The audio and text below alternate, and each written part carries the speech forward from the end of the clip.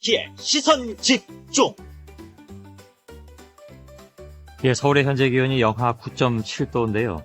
이 정도 기온이 그냥저냥 느껴질 정도가 됐습니다. 늘 이 정도 아침 기온이 나타나니까 추위에 좀 무감해졌다고 볼 수도 있겠는데, 그러나 여전히 추운 날씨에 틀림이 없습니다.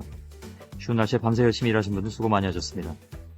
또 목요일 아침 일찍 일어나셔서 시선집중과 함께 해주신 분들, 그리고 세계 곳곳에서 인터넷 라디오 미니로 시선집중 듣고 계신 많은 분들 고맙습니다. 미니가 자꾸 끊긴다는 말씀 요 며칠 사이에 저희한테 올라와 있는데, 저희가 어저께 IMBC 쪽에 연락을 했는데 글쎄 오늘부터 조금 낮을지 모르겠습니다. 상태를 좀 저희들한테 알려주시면 좀 참고로 하도록 하겠습니다.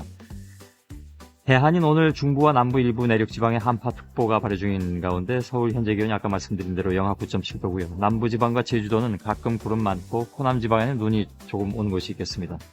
당분간 아침 최저 기온이 영하 10도 안팎으로 여전히 떨어지고 낮 동안도 영하권에 머물면서 추위가 이어지겠습니다. 주말에 평년 기온을 회복할 것이라는 예보가 나와 있는데 다음 주부터는 또 추워질 거라는 예보가 나와 있습니다. 동해안과 영남지방에 건조특보가 내려져 있습니다. 오늘 낮 최고 기온은 영하 4도에서 영상 5도의 분포, 어제하고 비슷하겠습니다. 부산이 영하 4.3, 광주 영하 4.3, 대구 영하 5도, 대전 영하 6.8도, 춘천은 영하 15.9도를 가리키고 있습니다. 뉴욕 증시는 모두 떨어졌군요. 다우존스가 0.11% 내려가서 11,825.29, 나스닥은 1.46%가 하락해서 2,725.36을 기록했습니다. 주택 지표의 부진과 골드만삭스 등 주요 은행들의 실망스러운 실적 발표로 투자 심리를 위축시켰다는 소식입니다. 캠페인 잠시 나가겠습니다.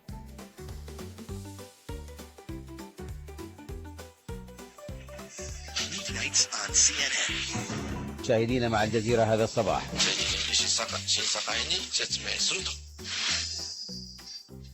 전주현 외신캐스터 나와 있습니다. 안녕하세요. 안녕하세요. 예. 오바마 미 대통령하고 후진타오 중국 국가주석이 정상회담 가졌는데 결과를 좀 요약을 해볼까요?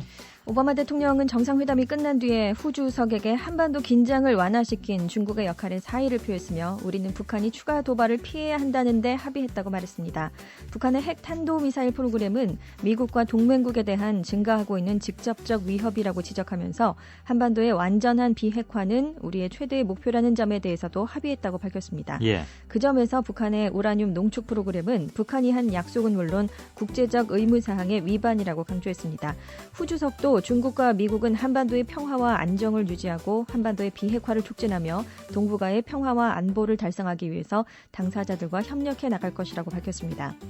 각각 모두 발언에서 북한 문제에 대한 회담의 합의 사항이나 각자 입장을 밝히긴 했는데요. 예. 모두 발언에 이어진 양국 기자단과의 질의응답에서는 한반도 현안에 대한 질문이나 입장 표명은 없었습니다. 예. 다른 이슈들에 대한 얘기는 어떻게 되나요? 미중 양국은 상호 협력 관계를 증진하고 긍정적이고 건설적인 양국 관계를 구축해 나가기로 합의했습니다. 두 정상은 미국의 대중국 무역을 450억 달러 늘리고 미국 내에 23만 5천 개의 새로운 일자리 창출에 기여할 수 있는 수출 패키지에도 합의했는데요.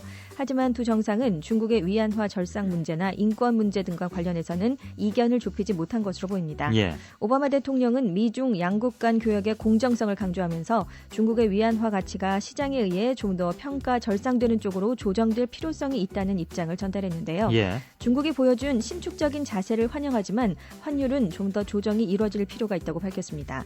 인권 문제에 대해서 후 주석은 해야 할 일이 많다고 이렇게만 밝혔는데요. 결국 환율이나 인권 등 민감한 사안에 대해서는 뚜렷한 합의를 이뤄냈다기보다는 양국의 입장차를 확인한 선에서 마무리된 것으로 평가받고 있습니다. 예. 다음 소식은요? 10년 뒤에는 세계 인구 5명 중 1명꼴로 밥을 굶게 된 것이라는 전망이 나왔습니다. 예. 세계 생태기금이 기후변화가 식량 생산에 미치는 영향을 분석해봤는데요. 2020년 전 세계 인구는 8억 9천만 명이 더 늘어나서 78억 명에 이를 것으로 추산됩니다. 지구의 기온은 섭씨 2.4도가 더 올라가서 강우량 등 날씨가 변하면서 밀과 쌀, 옥수수 등 주요 곡물 공급이 부족해지고 식품 가격도 20% 이상 오를 전망인데요. 특히 아프리카는 극심한 사막화로 2025년까지 경작지의 3분의 2가 소실돼서 주식인 옥수수 생산이 일부 지역에서는 완전히 끊기게 됩니다. 예. 식량 부족은 특히 신생아들에게 위험해서 영양실조에 걸리는 신생아들도 늘어날 것으로 보입니다. 또 주요 농작물의 공급 부족으로 식습관에도 변화가 일 것으로 보이는데요. 곡물과 동물성 단백질 섭취를 줄이고 감자나 콩 소비를 늘리게 될 전망입니다. 예. 지금 기아 상태에 있는 사람들은 전 세계 인구 7명당 1명 정도로 추정이 되죠. 네, 그렇습니다. 근데 이게 식량 공급 부족이 심해지면서 10년 뒤에는 5명당 1명꼴로 이렇게 굶주리게 될 것으로 예상이 나왔습니다. 예. 따라서 세계 생태기금이 각국의 온실가스 배출량 감축에 노력하는 게 최우선이라고 촉구했습니다. 예. 다음 소식은요. 4월 29일 열리는 영국 윌리엄 왕자의 결혼식이 3D 입체 영상으로 공개될 예정입니다. 두 사람의 결혼식 TV 중계를 놓고 영국 왕실과 위성방송업체가 협상을 진행 중인데요. 예. 여기에 3D 촬영이 포함되어 있는 것으로 알려졌기 때문입니다. 이 경우에 결혼식이 전 세계 극장에서 상영될 수도 있는데요. 이미 유명 극장들이 상영권을 따기 위해서 대기 중입니다. 1953년 엘리자베스 2세 여왕의 결혼식을 보기 위해서 사람들이 앞다투어 TV를 구입했던 것에 비춰볼 때 예. 이번에는 3D TV의 판매가 늘어날 가능성도 예상되고 있습니다. 인기 있는 행사의 중계권료가 굉장히 엄청난데요. 윌리엄 왕자의 결혼식은 국가 행사인 만큼 왕실의 중계권료가 지불될지는 확실하지 않다고 합니다. 예. 뭐 어찌 보면 미디어 이벤트라고 볼 수도 있겠군요. 굉장하죠. 1981년 찰스 왕세자와 다이애나 왕세자비의 결혼식은 전 세계적으로 7억 5천만 명이 지켜봤는데요. 예. 이때 세워진 BBC의 시청률이 아직까지도 깨지지 않고 있습니다. 이번에도 그렇진 잘 모르겠습니다. 그렇습니다. 자, 수고하셨습니다. 감사합니다. 전주현 외신 캐스터였습니다.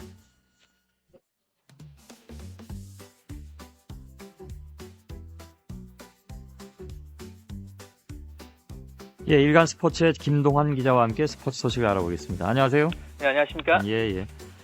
8강 상대는 결국 이란으로 결정됐네요. 네, 그렇습니다. 예.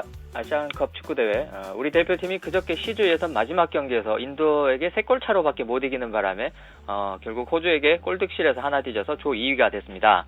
그래서 D조 1위인 이란과 8강에서 만나게 됐는데요.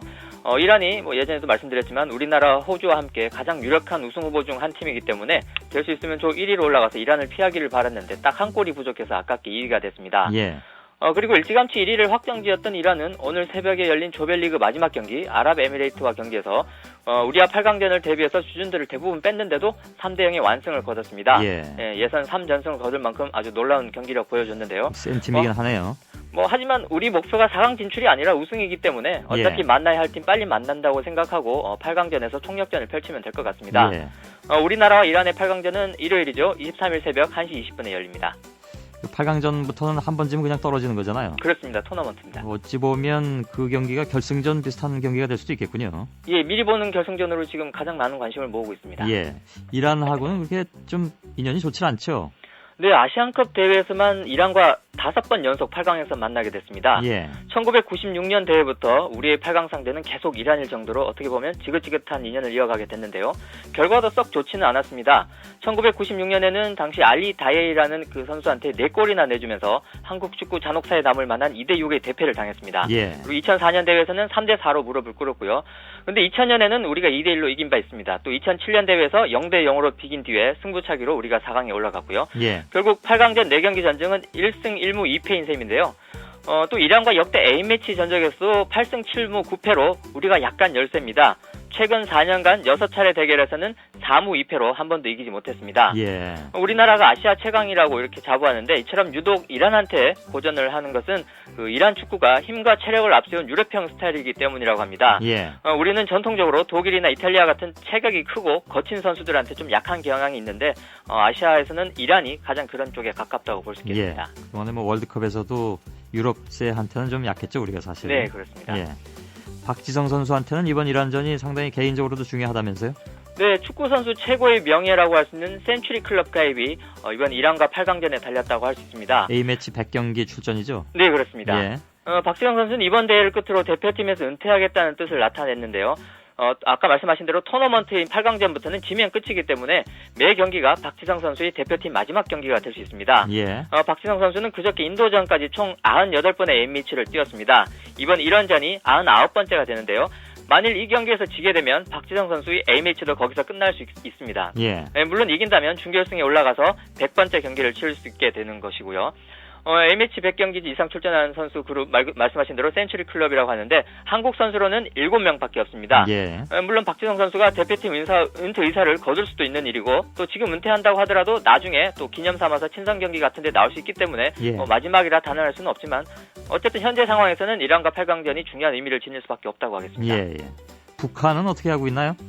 19년 만에 북한이 본선 무대에 밟았는데 아쉽게 8강에 오르지 못했습니다. 오늘 새벽에 이라크와 경기에서 이길 경우에 조 2위가 될 수 있었는데 하지만 전반 22분 카자르 자심 선수한테 결승골을 내주고 0대1로 패하고 말았습니다. 예. 북한이 그 전에 아랍에미레이트와 0대0으로 비기고 또 이란한테 0대1로 패한 바 있기 때문에 결국 한 골도 넣지 못하고 1무 2패로 대회를 마치게 됐습니다. 예.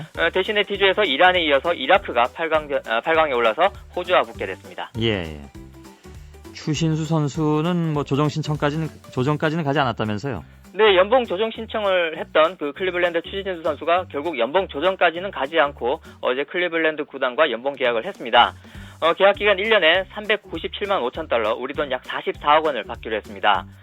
연봉 조정 신청을 했을 때는 내심 500만 달러 이상 거액을 기대했는데 조금 덜 받게 됐지만 그래도 연봉 조정에서 피할 수 있다는 그런 부담을 피하는 쪽을 택했습니다. 예.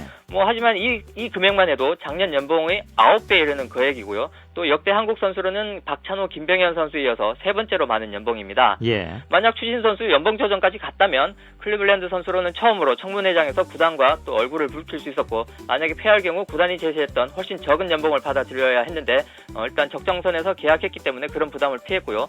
또 1년 계약만 해서 내년 이후에 트레이드나 장기 계약으로 훨씬 더 큰 비싼 대형 계약을 기대할 수도 있게 됐습니다. 예. 연봉은 뭐 10배로 오르고 군대는 안 가도 되고. 그렇습니다. 최고의 한 해였다고 할 수 있겠죠. 예. 미국 사람들로서는 이해할 수 없는 시스템이라고 얘기한다는 보도도 봤습니다만. 프로농구 소식도 좀 하나 전해주시죠. 네, 최하위까지 떨어졌던 지난 시즌 챔피언 모비스가 전열을 재정비하면서 4연승을 거둬서 중위권 도약의 발판을 마련했습니다. 어제 전자랜드와 경기에서 25점을 몰아친 양동건 선수 활약을 앞세워서 66대 57로 이겼습니다. 2할대에서 얻어기는 승률이 3할 오픈으로 높아지면서 단숨에 8위까지 올라섰는데요. 예. 모비스는 당초에 기둥센터 함지훈 선수 입대와 또 김효범 선수의 SK 이적으로 전력이 크게 약해져 있었습니다. 게다가 유재학 감독이 시즌 초반에 광저우 아시안게임 대표팀을 맡아서 팀을 떠나 있었기 때문에 팀 성적이 아주 바닥으로 곤두박질 쳤었는데 예. 역시 명장답게 유재학 감독이 금세 백업 선수 위주로 팀을 재정비하고 또 양동건 선수가 최근에 8경기에서 매경 20점 이상 넣어주면서 역시 디펜딩 챔피언다운 그런 저력을 보여주고 있습니다. 예, 수고하셨습니다. 네, 감사합니다. 일간스포츠의 김동환 기자였습니다. 여러분은 지금 성신여대 손석희 교수가 진행하는 시선 집중을 듣고 계십니다.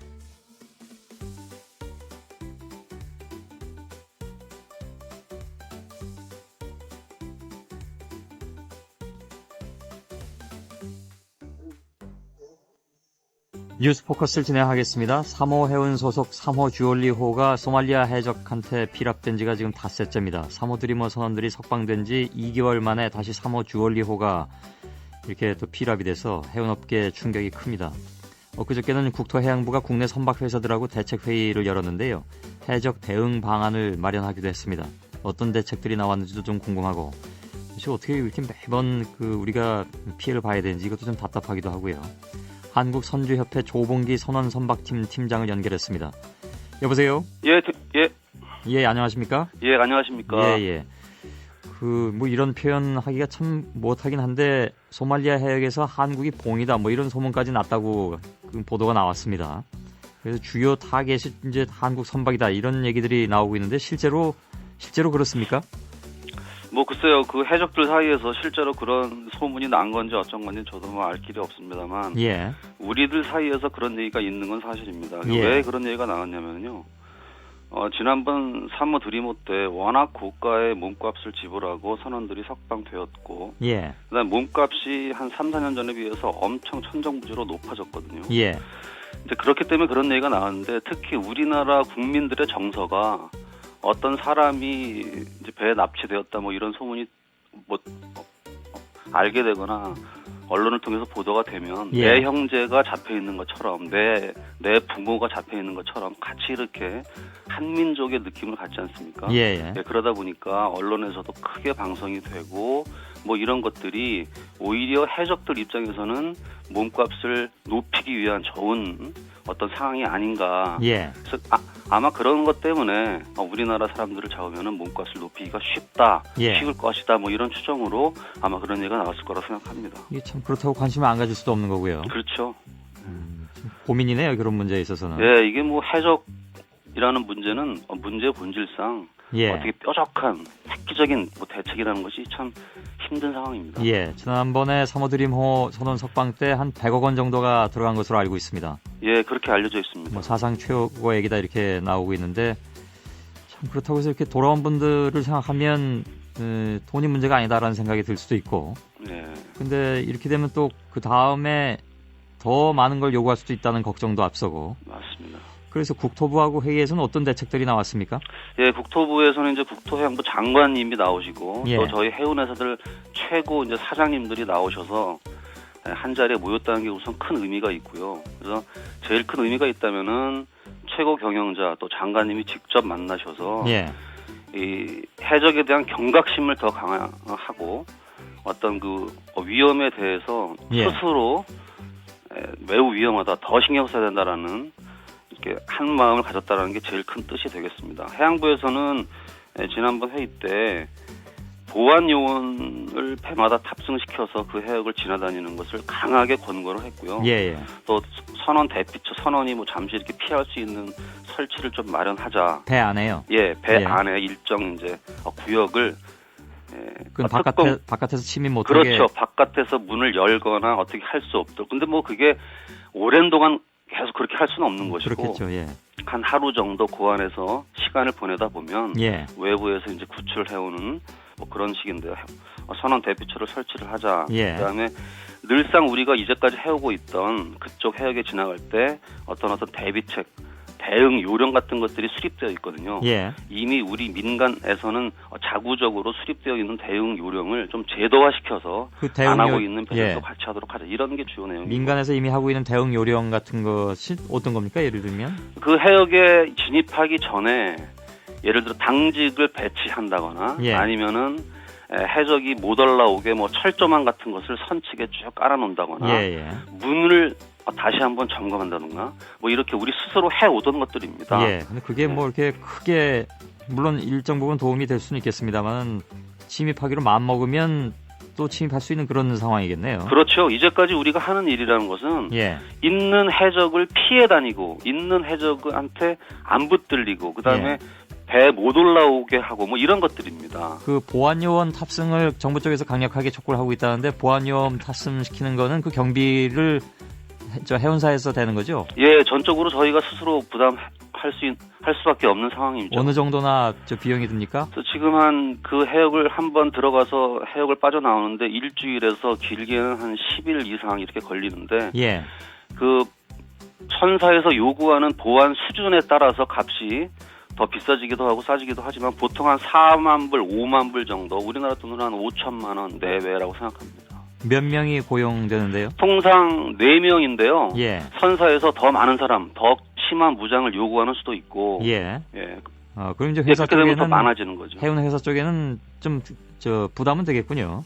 예, 이게 뭐 작은 비즈니스 할 때에는 큰 부담이라고 할 수 있습니다. 예. 적은 돈이 아닙니다. 예. 근데 그렇다고 그 정도 해서 무사히만 다녀올 수 있다면 다행인데. 그렇죠. 보안요원 4명으로 그게 대처가 됩니까? 만일에 그렇게 한다면? 최소한입니다. 그러니까 뭐 더 많이 예. 사람이 있어서 뭐 교대로 당직도 쓰고 퇴치도 하고 이렇게 해야지 되는데 그렇다고 해서 한 배에 뭐 여러 명, 뭐 10명, 20명을 태울 수는 없는 예. 상황이니까요. 해적들이 이렇게 올 때 한 척만 오는 게 아니라면서요? 예, 여러 척이 한꺼번에. 맞습니다. 막 오른쪽에서 왼쪽에서 앞에서 뒤에서 4척 막 이렇게 그러면 접근을 하기 때문에 보안요원 한 사람이 배 한 척을 맡아야 되는 그런 상황이 되는데 그게 현실성이 있는가 잘 모르겠습니다. 예, 맞습니다. 쉽지는 않은 일입니다만 하여튼 예. 뭐 어려운 여건 속에서 최선을 다한다는 그런 뜻이죠. 물론 그렇죠. 근데 이게 우리나라 배가 어떤 배가 어느 해역을 지나고 어떤 화물을 싣고 있고 예.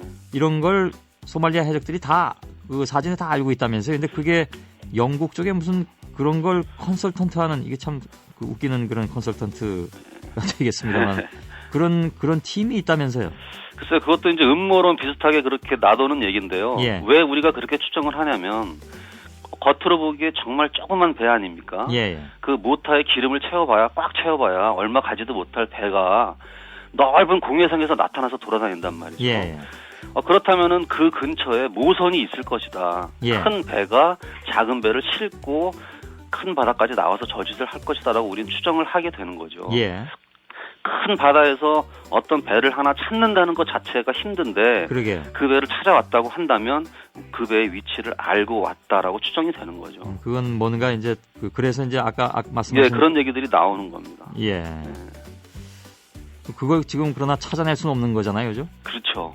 그러니까 기본적으로 데이터를 정보를 어떤 배가 어디서 어디로 출항을 했다, 어떤 화물을 싣고 출항을 했다, 오늘쯤이면 어디를 가고 있을 것이다, 이런 것들을 추측을 하고 추정을 하고 아마 정보를 주고받는 어떤 네트워크가 있지 않겠느냐 이렇게 생각을 하고 있는 거죠. 말씀 들어보니까 뭐 달리 지금 어떤 더 뾰족한 수가 별로 없어 보여서 좀 안타깝긴 한데. 그래서 지난번에 장관님이랑 같이 회의할 때에도 이제까지는 우리가 해적을 피해만 다니고 퇴치하려는 노력만 하고 이런 식으로 진행이 되어 왔는데 앞으로는 유엔이나 뭐 이런 데에서 연합군 같은 거 편성이 되어서 뭐 피해 다니는 거를 뿐만이 아니라 근본적으로 해적을 없애는 노력, 소탕전을 해야 되지 않나요? 소탕을 해버리는 그런 노력.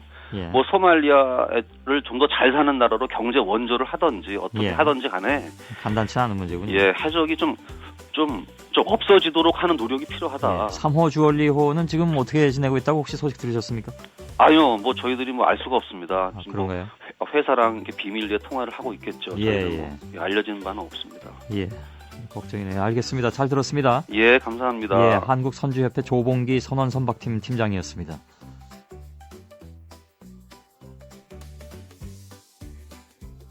손석희의 시선집중. 잠시 후에 김종배의 뉴스 브리핑이 이어집니다.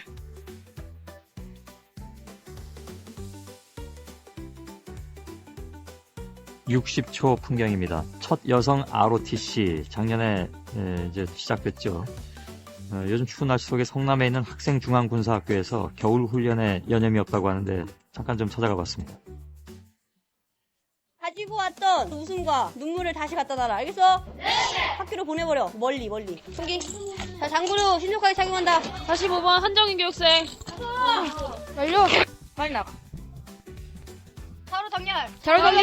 앞으로 가. 하나, 둘, 셋. 제자리에 서. 자, 총 등단 실시. 교육 시작하겠습니다. 전방에 차례총.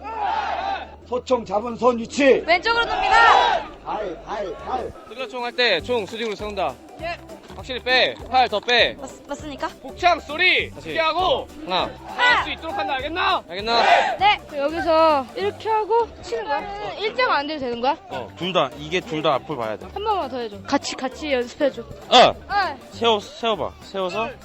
여자 후보생들이 들어오니까 좋아요. 좋죠. 그냥 남자들끼리만 있을 때보다는 딱딱하지 않고요. 누가 이쁘다 막 마음에 드는 애 있나 없나 그런 거요. 제일 힘든 건 총검술에서 총 무게 견디는 거.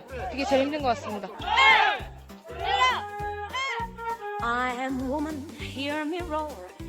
숙명여대 30명, 다른 학교에서 온 30명, 모두 60명의 여성 ROTC 훈련생들이 이달 10일에 입소해서 28일까지 훈련을 받습니다. 남자 훈련생들의 반응이 장난이 아니라고 합니다.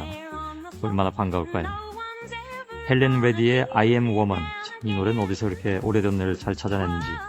유쇼 풍경 박소영 리포터와 이번에 신입사원인 정영선 프로듀서가 함께 취재했습니다.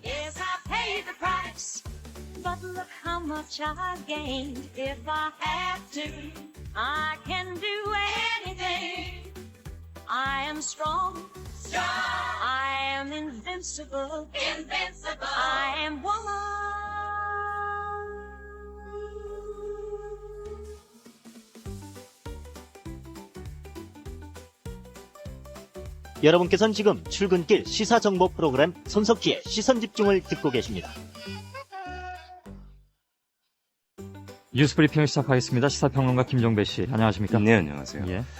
서울 서부지검 형사 5부가 이호진 태광그룹 회장의 구속영장을 청구를 했습니다. 이 혐의가 한두 가지가 아닌데요. 생산된 섬유 제품이 실제 생산된 양보다 적은 것처럼 조작해서 제품을 빼돌리거나 판매 가능한 제품을 불량품으로 폐기 처분한 것처럼 꾸미는 방법 등을 써서 회사 돈 424억 원을 빼돌렸다고 하고요. 회사 돈을 빼돌리는 과정에서 법인세와 부가가치세 39억 원을 포탈을 했다고 합니다. 계열사인 한국도서보급의 주식 18,400주를 적정 가격보다 16만 원가량 싼 16,660원에 사들이는 등의 방법으로 382억 원의 손해를 회사에 입혔다고 하고요. 국내 최대 유선방송업체인 T브로드를 운영하면서 주가 상승이 예상되는 한 프로그램 공급업체에 황금 채널을 배정해준 대가로 이 업체의 비상장 주식을 취득한 다음에 되팔아서 256억 원의 시세 차익을 남겼다고 합니다. 예. 이렇게 해서 조성한 비자금이 3천억 원대라고 하고요.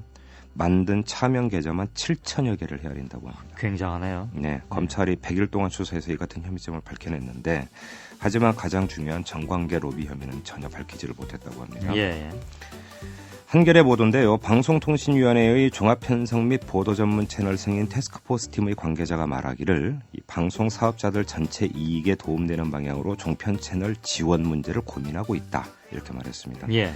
방통위는 조만간 전문가들과 업계를 참여시켜서 채널 연번제 연번제를 포함한 지원 방안을 공론할 계획이라고 하는데 연번제라면 이게 같은 성격의 채널끼리 묶어서 배치하는 방법이니까 예.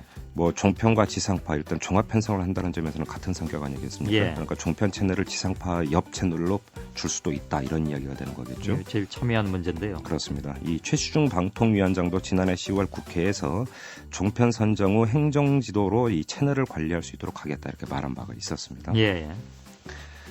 관련 뉴스가 하나 더 있는데요. 국회 입법조사처가 보도 채널로 선정된 연합뉴스TV에 을지병원이 주주로 참여한 것은 의료법 위반이라고 유권 해석을 내렸습니다. 을지병원이 출자하는 의료법이 정한 부대 사업의 범위를 벗어난 것이고 의료법 시행령에 명시된 의료법인의 영리행위 금지를 위반한 행위로 해석하는 것이 법조계 전문가 내 다수 의견이다 이렇게 밝혔는데 예. 입법조사처는 보건의료 분야 전문 변호사 23명의 설문조사 결과와 자체적으로 법무법인의 문의한 결과 등을 취합해서 이 같은 해석을 내렸다고 합니다. 예. 한나라당이 25일 의원총회를 열어서 개헌 문제를 논의할 예정인데요. 이에 앞서서 친이계 의원 40여 명이 18일 모임을 갖고 개헌 공론화에 적극 나서기로 의견을 모았습니다. 예. 이재호 특임장관도 참석한 이날 모임에서 친이계 의원들은 이 국회 개헌특위 구성을 위한 분위기 조성에 적극 나서기로 합의를 봤다고 하는데요. 예. 근데 쉽지 않아 보입니다. 동아일보가 보도한 내용이 오늘 나왔는데요. 10일부터 19일까지 한나라당 의원 171명을 대상으로 개헌에 대한 설문조사를 벌였는데 설문에 응한 의원 121명의 91.7%인 110명이 개헌이 필요하다고는 응답을 했습니다. 예. 하지만 59.2%인 71명이 18대 국회에서는 추진하지 말아야 한다고 응답을 했고요. 예. 또 18대 국회에서 개헌이 성사될 가능성이 희박하다고 답변한 의원은 77.5%인 93명이었습니다. 예. 당위론과 현실론의 괴리가 상당히 크군요. 그렇습니다. 예. 그리고 민주당과 자유선진당 등 야당이 이 최준경 지식경제부 장관 후보자의 자진 사퇴를 촉구를 했습니다. 이 박지원 민주당 원내대표는 최준경 후보자는 산업정책 전문가도 아니고 전형적으로 부동산 투기도 했다 이렇게 밝혔고요. 이회창 자유선진당 대표도 경제부처를 관장하는 장관이 투기를 의심받는 행위나 탈세를 했다면 장관으로서 품위를 지키고 그 직무를 온전히 수행할 수 있겠느냐 이렇게 반문을 했습니다. 예. 민주당은 최 후보자에 대한 인사청문 경과보고서 채택을 거부를 했습니다. 그리고 이 정병국 문화체육관광부 장관 후보자에 대해서는 2009년에 주유비로 4천만 원 가깝게 썼다고 선관위에 허위로 회계보고한 의혹이 짙다면서 검찰에 고발하기로 했습니다. 예. 휘발유 얘기 나왔으니까 관련 뉴스 전해드리겠습니다. 이 정부가 유류세 인하를 검토하지 않기로 했다고 합니다. 기획재정부 관계자가 말하기를 지금은 2008년과 같은 정도의 고유가 위기가 아니므로 유류세 인하를 검토할 상황이 아니다 이렇게 한 거고요. 예. 유류세 인하는 비상계획에 가동될 때나 취해지는 조치다 또 이렇게도 설명을 했다고 합니다. 예. 그리고 경향신문 보도인데요. 이 전국에서 기름값이 가장 비싼 주유소 가운데 한 곳이 국회의사당 정문 맞은편에 있는 주유소인데요. 매번 나오는 얘기인데요. 그렇습니다. 어제 이 주유소에서 판 보통 휘발유 가격이 리터당 2,045원이었다고 합니다. 서울 평균 가격 1,886원보다 159원이 비쌌는데 예. 그런데도 20대의 주유기가 모자란 듯 차량이 끊이지 않았다고 합니다. 이 주소의 주 고객은 국회의원들이라고 하는데요. 예.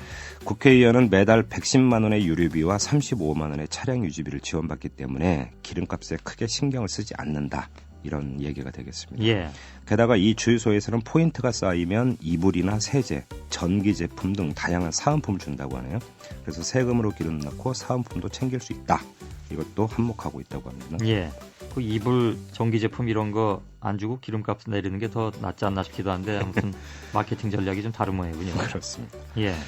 그리고 경찰청 특수수사과가 조세심판원 공무원 홍모 씨를 수사하고 있는데요. 이 세무사와 결탁해서 60억 원대의 증여세 탈루를 도와주고 거액의 사례금을 받은 정황을 포착했기 때문입니다. 예. 이 인천의 재력가 김모 씨가 150억 원 규모의 증여세가 부과되자 조세불복 심판을 내고 세무사 2명에게 로비 자금용으로 10억여 원을 건넸는데 경찰은 이동 가운데 일부가 홍 씨에게 전달된 것으로 보고 있다고 합니다. 예. 이 경찰은 홍 씨가 조세심판원의 내부 문건을 이메일로 세무사에게 건넨 사실도 확인을 했다고 하는데 인천의 재력가 김 씨는 2009년 조세불복 심판을 통해서 증여세 150억 원 가운데 64억 원을 돌려받았다고 합니다. 예. 감사원이 어제 2007년 1월부터 지난해 10월까지 평일에 60번 이상 강원랜드를 찾은 공직자가 370명이라고 밝혔습니다. 이들 가운데는 1급 고위 공직자 1명을 비롯해서 5급 이상 공직자가 7, 8명 포함되어 있고요. 예. 공공기관 임직원이 10명이 포함이 되어 있습니다. 모 국립대 인사는 평일에 강원랜드를 626번 출입했다고 하고요. 10개월 동안에요? 2007년 1월부터 지난해 예. 10월까지니까요. 제가 횟수를 잘못 봤습니다. 그렇습니다. 예. 그리고 또 그렇죠. 그걸 모 공사의 2급 간부는 402번 찾아갔다고 합니다. 예. 강원랜드에서 13억 원 이상을 쓴 공직자만 50여 명을 헤아리고요. 한국도로공사의 한 간부는 100억 원 이상을 베팅을 했다고 합니다. 예. 도대체 돈이 어디서 났나? 뭐 집 팔고 땅 팔고 했다고는 하지만 예. 그래도 금액이 너무 큽니다. 통계청 조사 결과 지난해 이 남자 비경제활동 인구 가운데 활동 상태가 가사인 경우가 15만 6천 명으로 5년 전인 2005년의 11만 6천 명보다 34.5%나 급증을 했습니다. 예. 이 증가세는 같은 기간 전체 남자 비경제활동 인구의 증가세 13.1%보다 3배 가까이 높은 건데요. 이에 대해서 통계청이 어떤 해석을 내놨냐면 고소득 전문직 여성이 많이 늘어나면서 남편이 집에서 가사를 돌보는 가정이 꽤 늘어난 것으로 보인다. 이런 것이었습니다. 예. 현대자동차 아산공장 사내하청 노조가 지난해 9월 모 업체 관리자 2명이 비정규직 여성에게 여러 차례 폭언을 하고 잠자리를 요구했다면서 인권위에 진정을 냈고 인권위도 조사 결과 이 같은 그 진정을 사실로 확인을 했는데 그런데 회사 측이 2달 뒤에 이 비정규직 여성을 오히려 해고를 해버렸거든요. 예. 이에 대해서 인권위원회가 간부 2명이 피해 여성에게 각각 300만 원과 600만 원의 손해배상금을 지급하라고 권고를 했고 예. 여성을 해고한 회사 사장에게는 피해자에게 900만 원을 배상하라고 권고를 내렸습니다. 아직 돌아오진 못했죠? 그렇습니다. 예. 자, 여기까지 하겠습니다. 네. 시사평론가 김종배 씨였습니다. 고맙습니다. 고맙습니다.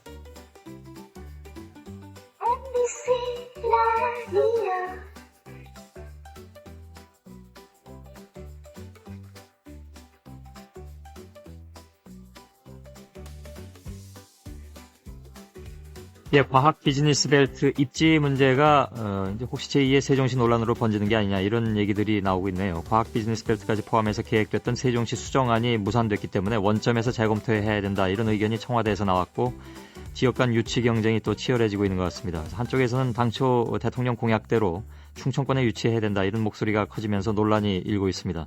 한나라당의 나경원 최고위원을 연결하겠습니다. 이 문제에 대한 입장을 들어보고 또 나경원 최고위원이 맡고 있는 당 공천개혁특위가 어제 회의를 끝으로 사실상 활동을 마무리했는데 그 결과에 대해서도 얘기를 좀 잠시 나누겠습니다. 나 최고위원님 안녕하셨습니까? 예, 안녕하세요. 예. 자, 제가 어저께 보도를 잠깐 봤는데 확인은 못 해봤습니다만 과학 비즈니스 벨트와 관련해서 당에서 함구령이 내렸다 뭐 이런 얘기가 나오던데 그렇진 않습니까? 뭐 꼭 그런 것은 아니고요. 예. 실질적으로 이제 이 과학 비즈니스 벨트는 법에 따라서 위원회가 구성이 되고 위원회에서 결정이 되는 것이니까 예. 왈가왈부하지 않는 것이 좋겠다는 그런 의견들이 좀 있었다는 말씀입니다. 예. 자, 아무튼 논란이 되고 있는 과학 비즈니스 벨트 입지 선정에 대해서 나경원 최고위원은 어떤 의견인지 우선 좀 듣고 싶네요. 예, 저는 그렇습니다. 저희가 그동안 대선 때도 그랬고요. 또 지난 지방선거에서 지난 재보선 선거에서도 그랬었고요. 그렇기 때문에 당의 입장으로서는 여전히 충청권으로 유치한다는 그런 당의 입장에는 변함이 없는 것이 책임 있는 공당의 모습이 아닌가 이렇게 생각을 합니다. 예. 청와대 임기철 과학기술비서관이 지난 6일에 대덕연구단지 방문해서 이게 이제 대통령 공약 사항이긴 하지만 변화가 올 수밖에 없는 여건이 아니냐. 공약에 얽매여서는 안 된다. 이런 요지의 얘기를 한 것으로 전해졌습니다. 그래서 이제 더 불거진 그런 상황인 것 같은데요. 청와대의 이런 입장에 대해서는 어떻게 생각하십니까? 뭐 청와대 입장이라고 말씀드리긴 좀 어려울 것 같고 예. 임기철 비서관의 입장이 아닌가 이런 생각을 해봅니다. 예. 실질적으로 과학 비즈니스 벨트 법에 따른다면 뭐 법에 따라서 절차에 따라서 하는 것이 맞겠지만 예. 그러한 대통령 공약사항을 특별한 사정 변경 없이도 뒤집는다는 것은 맞지 않다고 생각을 합니다. 예. 그래서 이러한 부분에 대해서는 저는 당의 입장에서는 지금 조금 전에 말씀드린 것처럼 그대로의 충청권으로의 유치를 가는 것이 맞다고 생각을 하고요. 예. 더 이상 이 부분에 대해서 이렇게 청와대도 사실은 뭐 청와대가 그것을 결정할 수 있는 권한이 있는 것이 아니지 않습니까? 예. 그렇다면 이러한 신중치 못한 발언을 하는 것은 맞지 적절치 못하다고 봅니다. 예. 물론 이제 김희정 청와대 대변인도 어제 정례 브리핑에서 그 얘기를 했더군요. 그러니까 임 비서관의 발언 중에 일부 와전된 것도 좀 있다고 들었다. 청와대 공식 입장은 아닐 수도 있겠는데 다만 그렇게 생각할 수도 있는 여지가 있는 것은 뭐냐면 저희가 작년 6월 25일에 그 당시에 박형준 청와대 정무수석하고 인터뷰한 바 있거든요. 네.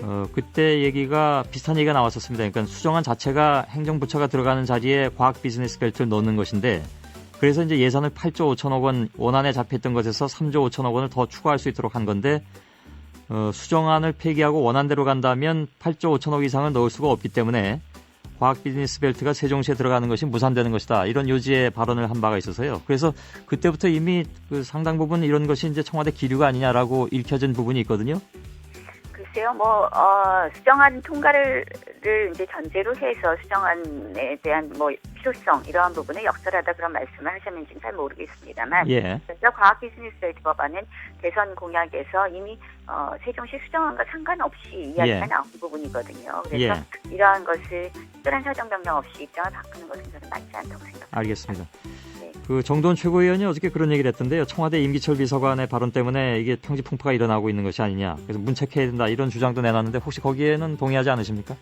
거기에 그렇게 또 문제까지 하는 부분에 대해서는 예. 제가 언급할 필요는 없다고 생각을 알겠습니다. 합니다. 그래서 이러한 부분이 저는 정치적 논쟁으로 흐르는 것이 맞지 않다고 생각을 하고요. 예. 저희로서는 원칙을 이야기하는 것이 맞다고 생각합니다. 예. 근데 아무튼 지금 결과는 경기도가 과천정보청사 이전 부지, 그러니까 거기가 이제 다 옮겨가면 비게 되지 않습니까? 거기에 과학벨트를 유치하기로 공식 발표를 했고, 여기는 또 공교롭게도 한나라당 안상수 대표의 지역구이기도 하고요. 그런가 하면 이상득 의원 지역구인 포항도 역시 여기를 유치하겠다 이렇게 적극적으로 나선 것으로 알려지면서 논란이 좀 가열되는 그런 측면도 있어 보입니다.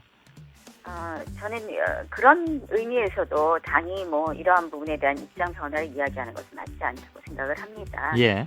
결국은 각 지역에서는 자신들의 지역 이해에 따라서 여러 가지 이야기를 할 수 있거든요. 그래서 예. 이러한 부분은 원칙대로 가는 것이 맞고 당은 그 원칙을 재천명하는 것이 바른 자세라고 생각을 하고요. 예. 다만 이제 그 절차는 사실 당이 결정할 수 있는 것은 아니지 않습니까? 그 절차는 법에 따라서 해야 되겠죠. 그러나 예. 그 절차가 진행되는 과정에서 당으로서는 당의 원칙적인 입장을 가급적 관철할 수 있는 그런 노력은 필요하다고 생각합니다. 예. 말씀하신 대로 이제 3월에 교육과학기술부 장관을 위원장으로 해서 위원회가 이걸 결정하게 돼 있는데 네, 예. 교육과학기술부 장관이 위원장으로 있고 그 위원회 구성 요건이 어떻게 되는지 제가 정확하게는 알지 못합니다만은 청와대 생각이 이것이 그 일반적인 기류라고 청와대의 기류라고 인식된다면 영향을 끼칠 가능성도 있지 않을까요? 그래서 결정 이전에 한나라당에서 좀 통일된 입장을 갖고 대해야 되는 것이 아니냐 이런 의견들도 나오던데 그건 어떻게 보시는지요? 저는 그래서 이제 청와대와 당이 이렇게 갈등과 대립을 하는 것이 아니라요. 예. 실질적으로 당은 당으로서의 입장을 이야기하는 것이 맞다는 말씀을 거듭드립니다. 예, 알겠습니다. 네. 이슈 좀 바꿔보겠습니다. 공천개혁 특위가 어제 회의를 끝내고 공천 개혁안을 마무리 지었다고 들었습니다. 핵심이 어떻게 됩니까? 딱 두 가지입니다. 이 공천권을 이제는 개파의 수장에서 국민에게 돌려드리겠다는 것이고요. 예. 또 하나는 이제 현역 의원도 객관적이고 과학적으로 평가를 해서 신소관계에 의해서 공천 탈락 여부가 결정되는 것이 아니라 예. 정말 좀 열심히 안 하신 분들이 탈락되는 그런 객관적인 지표를 만들겠다. 이 두 가지입니다. 예. 내용을 보니까 공천심사위원회를 폐지하고 상향식 공천을 하자. 좀 더 구체적으로 보면 현역 의원의 경우에 지역구 활동하고 의정 활동 내지는 중앙당 활동을 각각 이제 50%씩 점수로 매겨가지고 잣대로 삼는다. 글쎄요. 이게 이제 그 현역 의원들이 어떻게 받아들일지 모르겠는데요. 우선 국회의원들의 활동을 몇 퍼센트 이렇게 계량화할 수 있는 것인가 하는 그런 그 의문이 들고 또 그렇게 매겨진 점수가 현역 의원들로부터 공감대를 형성할 수 있느냐, 이것도 또 관건이 될 수 있을 것 같은데 어떻게 보십니까? 일단 평가로 공천을 하는 것은 아니고요. 예. 평가로 일종의 심사를 하는 것입니다. 그렇기 때문에 이 평가에 대한 어떤 컨센서스가 이루어질 수 있다고 생각을 하고요. 예. 지금 1등의 기준을 만들었지만 구체적으로는 좀 더 평가위원회 같은 것을 구성해서 좀 더 넓게 의견을 수용하는 것이 맞다고 생각을 합니다. 그래서 이 공천의 핵심은 평가라는 것은 역시 심사에, 그러니까 자격심사죠. 경선에 들어갈 수 있느냐 없느냐 자격심사의 기준이 되는 것이고요. 예. 결국은 국민의 손에 의해서, 경선에 의해서 후보를 뽑자는 것이 가장 큰 원칙이라고 생각을 하고, 뭐 말씀하신 대로 조금은 다소 좀 불편들 하실 겁니다. 아마 뭐 지금쯤 다들 나는 공천 받을 수 있는데 이런 생각들 많이 하실 텐데요. 예. 실질적으로 내년의 상황은 녹록지 않다고 생각을 합니다. 그래서 우리가 아마 현역 의원들로서 그런 점이 좀 다들 꺼려하는 부분은 있지만 큰 원칙에 대해서는 이제는 동의해 주실 거라고 생각합니다. 예. 이런 예측까지 하셨는지 어떤지 모르겠습니다만, 이런 그 기준을 가지고 공천의 잣대로 삼을 경우에 이른바 이제 그 현역 물갈이라는 그 표현이 좀 어떨지 모르겠으면 매번 그렇게 표현하니까요.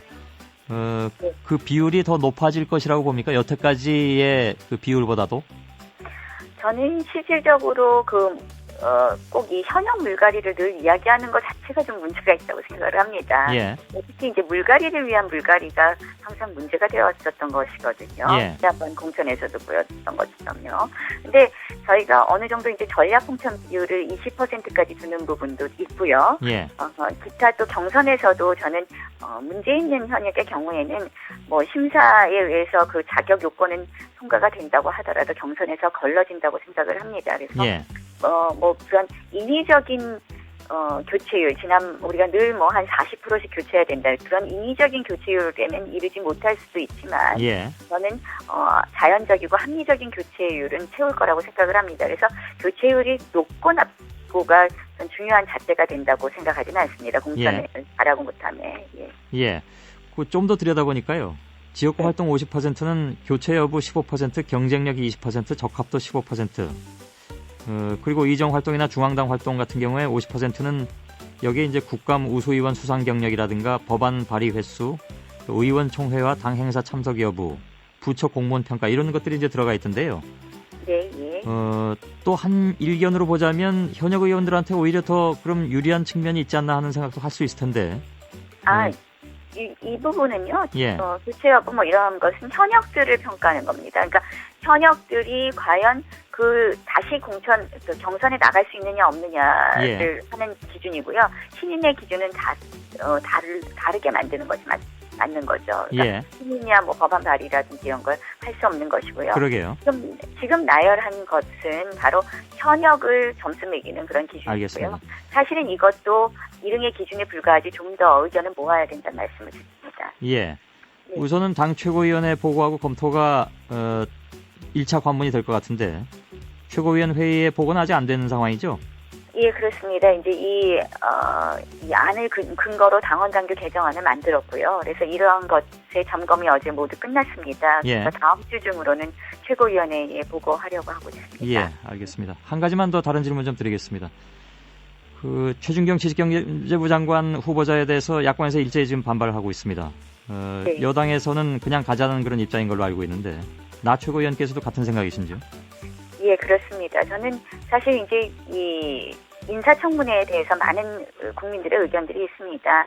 사실 이제 공직 후보자가 좀 더 높은 도덕성 뭐 이런 것이 필요하기는 하겠지만, 저는 이번에 나온 정병국 후보자나 최준경 후보자의 경우에 야당이 이렇게 인사청문회 경과보고서에 채택에 아예 반대하거나 처음부터 참석하지 않는 정도는 조금은 지나치지 않는가 이런 생각을. 정동기 전 감사원장 후보자 경우에는 이른바 전관 예우가 문제가 됐습니다. 그때는 청문회조차 갖지 못했는데요. 그래서 재판도 못 받고 사형 선고받았다라는 그런 얘기가 나왔습니다. 근데 이번 얘기는 이제 주로 부동산 투기 문제가 얘기가 많이 되던데, 그때 정동기 전 후보자 같은 경우에 나경원 최고위원께서는 세금도 다 냈고 별 문제 없지 않냐라는 요지의 얘기를 하신 걸로 알고 있습니다. 이번에도 그런 취지에서 같은 생각이신가요? 뭐 부동산 투기 문제도 저는 이제 좀 투기로 볼 수 있느냐 여부에 대해서 좀 논란이 있다고 생각을 하고요. 예. 정동기 전 감사원장의 경우에도 정관 예우가 핵심이었다기보다는 저희 당 지도부의 입장에서는 예. 결국은 그 감사원장이라는 직무 독립성과 대통령 그 수석을 겸했다는 것이 매우 부적절하다 이런 입장이 강했다는 말씀을 드립니다. 예. 당시에 나경원 최고위원께서는 그 문제도 물론 있겠습니다만은 수입이 굉장히 많았다라는 점에 대해서 즉 전관예우라는 측면에 있어서 그것은 세금도 제대로 다 냈다면 크게 문제 삼지 않을 수 있지 않겠느냐 이런 말씀을 하신 걸로 제가 기억하기 때문에 그래서 드린 질문이었습니다. 그 정관예우하고는 좀 다른 문제라는 말씀드립니다. 예. 네. 네. 알겠습니다. 여기까지 듣겠습니다. 말씀 잘 들었습니다. 예, 고맙습니다. 예, 한나라당 나경원 최고위원이었습니다. MBC 라디오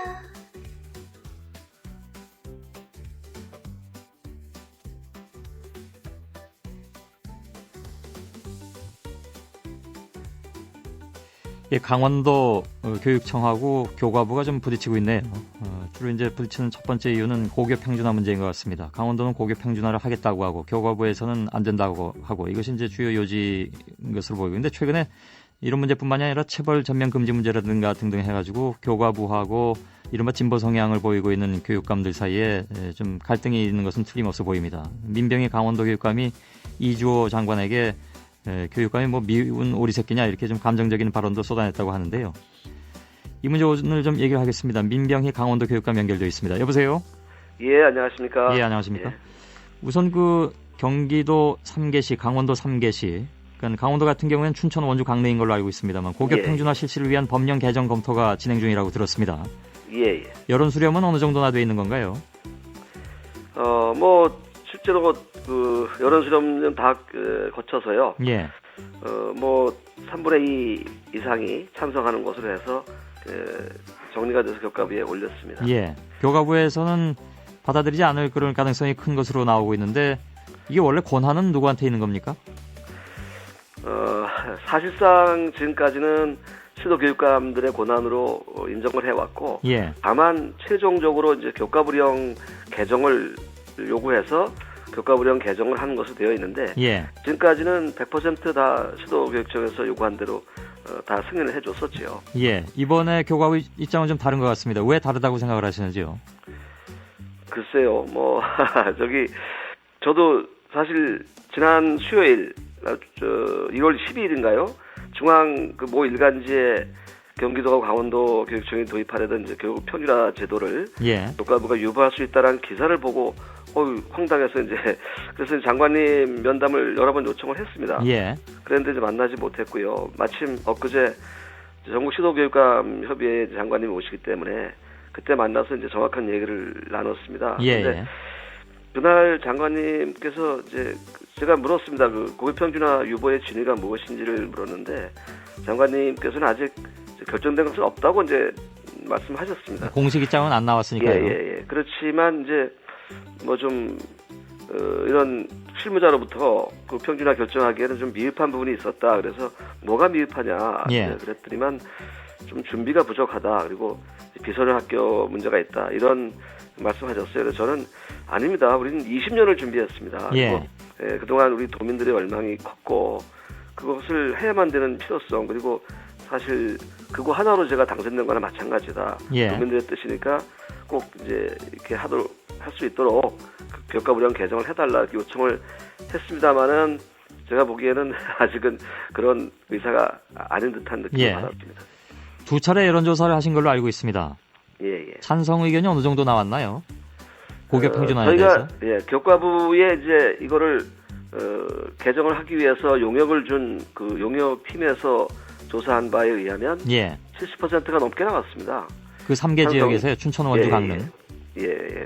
모두 다 그렇게 나왔고요. 예. 그 다음에 이제 그 반대하시는 분들이 또 계속 집요하게 요구를 하길래 그러면 제 공약은 과반수면은 이제 하겠다는 공약이었었고요. 예. 그래서 그때에 이제 다시 조사한 것은 일요일 날 쉬는 날 조사를 했기 때문에 나이 많은 층이 75%가 답변할 수밖에 없는 그런 전화 여론조사였는데 예. 저희가 하지 않고 도내 일간지에 맡겨서 또 도내 일간지도 서울에 있는 이제 그런 여론조사 기관에 의뢰해서 예. 조사를 했는데 그때도 찬성과 반대는 6대4 정도의 비율을 나왔습니다. 예. 나름대로 이제 객관성을 유지하려고 노력은 했는데 그 결과를 봐도 평준화 쪽에 대부분 찬성한다 이런 말씀이시겠죠? 예, 그렇습니다. 아직까지 저희 도내 어떤 기관에서 해도 과반수를 넘지 않은 적이 없었습니다. 예. 평준화에 반대하는 학부모들 입장도 여전히 그렇다면 이제 조사 결과에 따르자면 30-40%는 이제 있다는 얘기고. 그래서 예. 강원도 내 6개 단체가 이제 그 평준화에 반대하는 분들이죠. 6개 단체가 6개 단체가 아니고요. 예. 이제 춘천, 원주, 강릉의 그 남학교, 여학교 지금까지 대표적인 이제 소위 명문고라고 하는 6개 고등학교 동문회 간부들 중심으로 좀 이렇게 반대를 하고 있습니다. 알겠습니다. 그분들이 교과부에 민원을 제출한 걸로 알고 있습니다. 그리고 예, 그렇습니다. 공립학교하고 사립학교 간의 시설이라든가 교육 여건 이런 것들이 여전히 격차가 존재하기 때문에 이게 이제 평준화가 오히려 사교육을 부추길 것이 아니냐 이런 지적도 나오고 있던데 여기에 대한 입장은 어떠십니까? 사교육을 부추긴다는 말은 이제 동의할 수가 없습니다. 예. 오히려 사교육을 더 이제 감소시키고 그러기 위해서 이제 저는 평준화가 필요하다고 보고요. 예. 그래서 그 시설에 관해서 여건의 차이가 있는 건 사실입니다. 왜냐하면 지금까지 그런 나머지 학교들에 대해서는 소홀했던 건 사실이고요. 예. 그래서 저희가 나머지 모든 학교들을 시설에 관한 것을 조사를 해서 우리가 이번 예산에 180억을 예산을 배정을 해서 의회 의결을 받은 상태입니다. 예. 그래서 그렇기 때문에 이런 앞으로 여건의 문제는 오히려 지금 평준화를 빨리 해야만 그래야만 더 빨리 이걸 개선할 수 있고요. 예. 이거 1년이란 준비 기간이 있기 때문에 이번 1년 내에 여건을 완전히 평준화시킬 계획을 가지고 있습니다. 예. 알겠습니다. 근데 뭐 말씀하신 것처럼 교육부 쪽에선 흔쾌하지 않은 것 같고 뭐 공식 입장은 아니라고 합니다만은 흘러나온 얘기로는 평준화 법령 개정 요청을 발의할 가능성이 크다라는 얘기들도 나오고 있습니다. 예. 이주호 장관의 명확한 얘기는 뭐였습니까? 그 두 분이 30분 동안 면담을 하신 걸로 알려져 있는데. 30분은 아니고요. 한 15분 정도 됩니다. 예. 저는 사실 그랬습니다. 교과부하고 시도교육청 사이에는 서로 소통하고 협력을 해야 우리나라 예. 교육이 발전하고 아름답게 변화될 수 있다. 그래서 장관님의 정책 저희가 잘 따르겠습니다. 예. 그런데 이거 평준화 문제만큼은 지역의 여건에 맞는 것이고 도민들의 뜻이기 때문에 예. 이것만큼은 좀 저희 요청한 대로 해주십시오.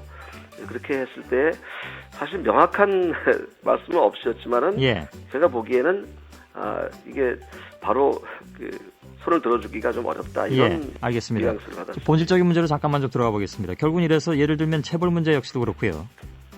그래서 이른바 진보 성향 교육감들이 하는 일에 대해서 교육부가 좀 딴질 건다라는 그런 불만의 목소리들이 최근 들어서 많이 나왔습니다.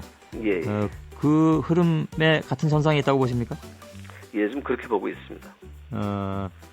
그렇다면 평준화 이외에 다른 문제에 있어서도 그런 예가 또 있던가요? 이제 체벌 문제 말고요. 언론에서 보면 이제 강원을 비롯해서 경기, 서울, 전남, 전북, 광주 이렇게 6곳을 이제 진보 교육감으로 분류하고 있고요. 예. 사실 저도 그렇게 생각하고 있습니다. 다만 진보라고 하는 정체성을 거부할 까닭은 없지만 그것을 일종의 편향으로 생각하지 않았으면 좋겠다는 생각입니다. 예. 최근 이 6지역의 교육 정책에 대해서 지나치게 개입하고 제동을 걸고 있다는 느낌을 지울 수 없습니다. 예. 말하자면 강원과 경기의 이제 고교 평준화 관련이고요. 예. 또 전북하고 광주는 자율형 사립고 관련해서 이제 그렇고요. 자율형 사립고요. 예. 그리고 간접 체벌 허용 문제는 뭐 6교육청이 다 관련되어 있다고 봅니다. 그래서 또한 서울 경기 같은 경우에 시설비를 깎아서 무상급식 썼다는 그러한 좀 터무니없는 말씀을 해서 그 지역에 있는 교육감들이 당혹해하고 있습니다. 그래서 이 교부금 삭감까지 얘기하고 이것은 시설비를 무상급식으로 이용한 것이 아니라고 알고 있거든요. 이런 것들을 봤을 때 좀 미운 오리새끼 취급을 한다 이런 생각이 듭니다. 교부금을 깎는다라는 것은 아직 뭐 실현된 건 아니죠? 예, 그렇게 통보를 하셨죠. 이미 그렇게 통보가 내려와서 언제부터 그럼 그게 깎이게 됩니까? 글쎄요, 뭐 이제 신설학교 예산 같은 경우는 한 번에 이제 전체 교부를 하면 3년 정도 또는 길게 4년도 걸립니다. 그래서 그것을 이제 당해년도만 주겠다 이래가지고 한꺼번에 이제 이렇게 회수를 하게 되면 예. 이미 계획되어 있던 예산 집행하기가 참 어렵습니다. 그래서 지역 교육감님들은 참 당혹스럽지요. 예. 저희는 해당이 안 됩니다만은 제가 보기에 서울, 경기, 인천까지도 아마 해당되는 걸로 알고 있습니다. 예, 예. 그렇게 되면 당장 이제 그 교육 예산이 깎일 수밖에 없는 그런 상황이 되는 것이고, 그것은 다시 말해서 무상급식 실천에 대한 어떤 그 압박으로 작용할 수도 있다 그런 의견이신 모양인데요. 예, 예. 최근에 불거진 건 역시 체벌 문제였습니다. 강원교육청도 저희가 알기로는 전면 금지 방침을 내리고 있는 걸로 알고 있는데, 예. 간접체벌 허용 방침에 대해서는 학교 현장에서 어떻게 받아들입니까? 저희가 지난번에 선생님들끼리 토론도 한번 해봤는데요. 예. 선생님들 같은 경우에도 의견이 좀 갈리는 것 같고, 강원도 경우에는 어떻게 받아들이고 계십니까? 간접체벌 허용 방침에 대해서는. 사실 이제 간접체벌은 또 명백한 체벌이라고 보고 있고요. 예. 저희 강원도교육청은 반대하고 있습니다. 예. 만약에 그 교실의 뒤에 이제 서 있기라든지 운동장 돌기 이런 것들은 군부대 얼처려하고 이제 같은 개념이라고 보고 있거든요. 예. 이미 이제 군부대에서도 폐지한 것을 교육계가 허용해야 하는지는 이제 심각한 회의가 됩니다. 그리고 간접체벌을 허용하게 되면 그 다음에 다시 직접 체벌을 대한 요구가 늘어나게 될 것으로 보고 있고요. 예. 이번에 이제 교과부의 간접체벌 허용은 여러 교육청에서 발표한 체벌 금지 또는 학생 인권 조례를 무력화시키려는 의도라고 이렇게 보고 있습니다. 그럼 실제로 학교 현장에서 간접체벌이 실시될 경우에 교육청에서 대응할 수 있는 방법이 뭐가 있습니까? 글쎄 이제 저희들은 오히려 상위법을 중시하고 있습니다. 헌법이라든지 또 교육기본법이라든지 또 아동권리협약이라든지 이런 것들에 보면은 학생들 인권을 존중하게 되어 있습니다. 그 국가의 책무라고 보고 있고요. 그래서 그 헌법 정신에 맞지 않는다. 그래서 위헌 소지가 있다고 보고요. 그래서 또 세계적으로도 보면 이걸 웃음거리가 될 수 있습니다. 그래서 사실은 학교 단위에서 어떻게 하면 아이들에게 그 인권을 존중하면서 좋은 교육이 될 수 있을까. 그래서 이런 것으로 좀 방향을 노력하고 하게 해야 되는데 오히려 이번 발표로 인해서 단위 학교는 상당히 혼란스럽다, 스러울 것이다 이렇게 보고 있습니다. 알겠습니다. 뭐 그 뾰족한 손은 좀 없으신 것 같습니다. 말씀을 들어보면요. 좀 뭐랄까 지금 뭐 당장 거기에 반발하고 이런 것보다는 좀 더 이렇게 많은 토론과 이런 걸 통해서 좀 더 나은 방법이 무엇인지를 아마 좀 모색했으면 좋겠습니다. 알겠습니다. 민병희 강원도 교육감이었습니다. 고맙습니다. 감사합니다.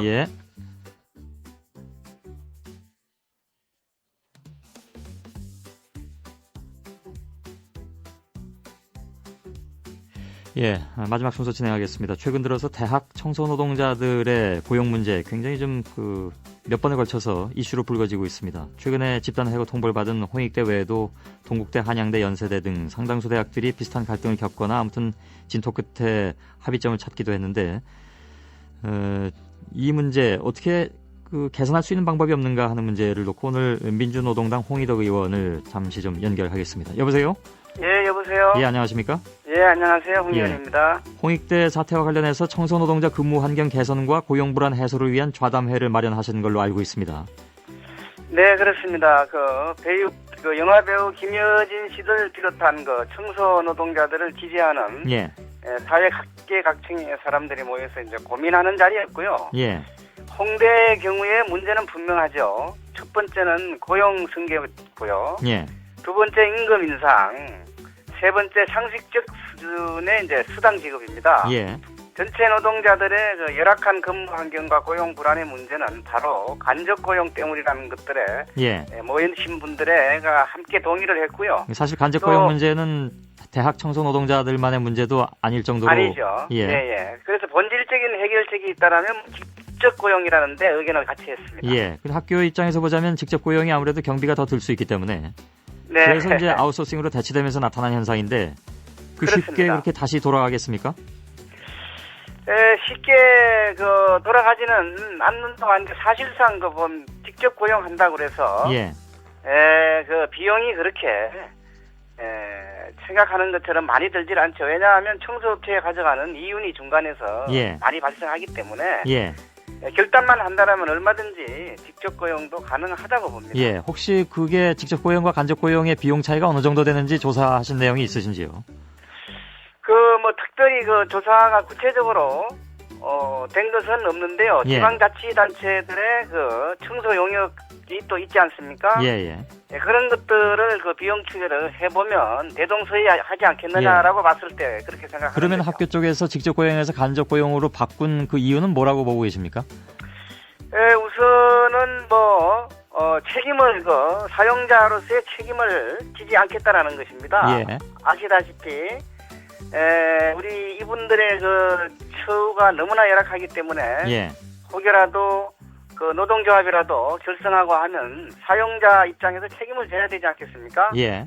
그런 문제 등 이런 거 책임에서 벗어나려고 하는 거고 예. 또 한 가지는 비용을 절감할 수 있는 그 가장 좋은 방법입니다. 예. 최저 입찰제로 해서 업체들의 경쟁을 붙이면 업체가 일을 맡기 위해서 최저 입찰제로 들어오게 되면 비용도 자연히 절감할 수 있는 부분이겠죠. 예.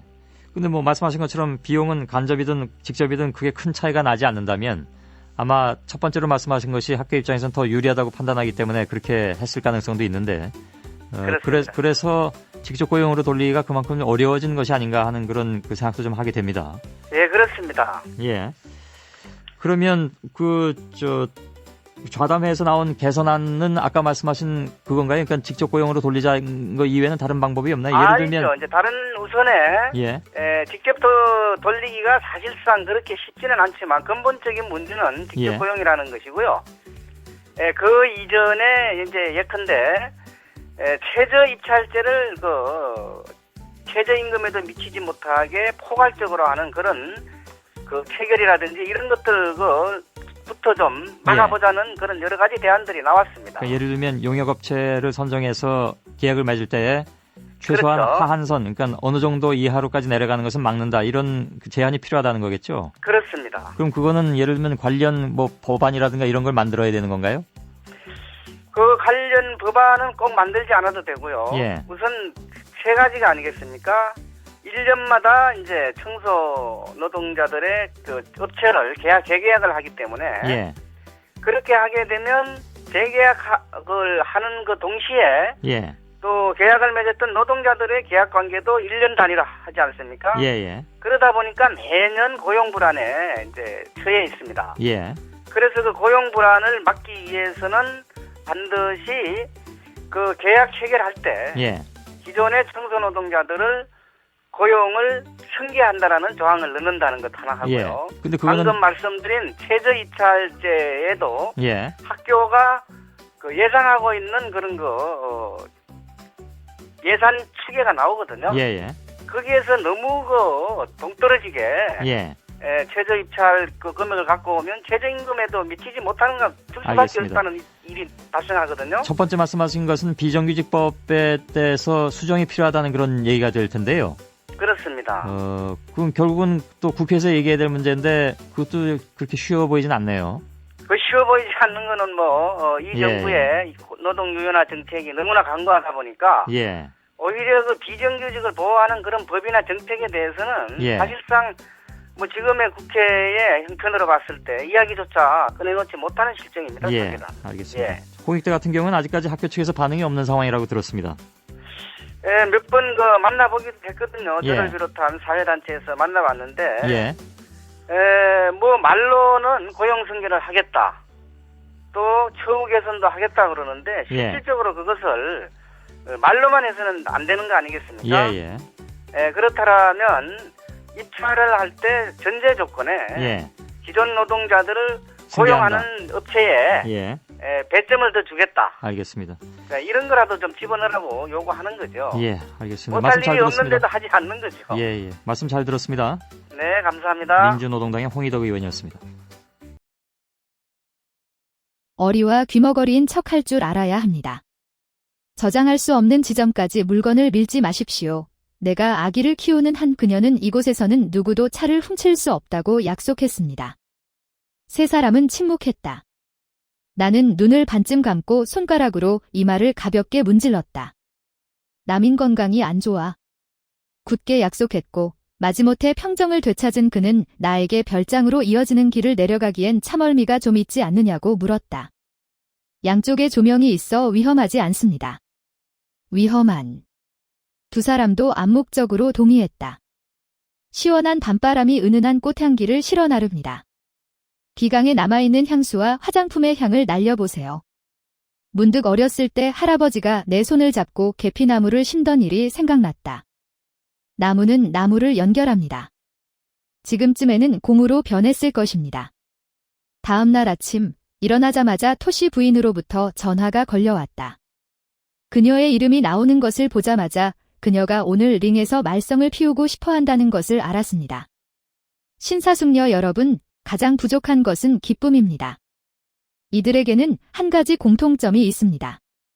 보석에 돈을 쓸 수 없고 옷이 떨어지지 않고 입을 수 없다는 것입니다. 하지만 남편의 모습이 보이지 않아 여유 시간이 너무 많습니다.